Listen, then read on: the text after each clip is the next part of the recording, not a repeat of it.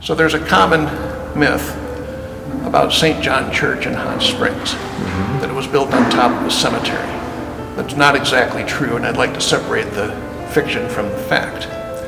Pre-Civil War, in the antebellum years, this was a pauper cemetery on this hill.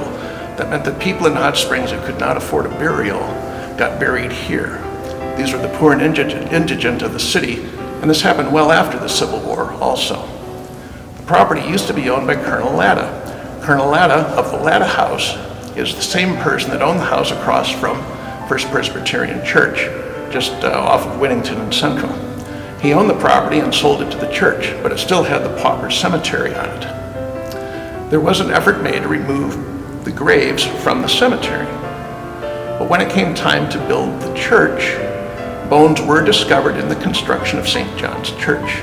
Construction was finished in 1912. Part of the construction is that the architect who oversaw the construction had all of the bones gathered up that were found in the construction process and put into what was called a very big box, which was sealed and then placed under what was called the altar rail of the altar in the church. Now this is a very interesting, significant point. I interviewed Liz Robbins at the Historical Society 2 days ago, and she said, this is a very important point because the workers who built the church would have been well within their bounds to simply dig a hole somewhere on the property and put the bones into the hole. Or they could have done possibly the more respectful thing, which would be to go and find a grave at Greenwood Cemetery and bury it there and perhaps even give it a marker. But she said what she thought was very interesting was that they did what was the holy option.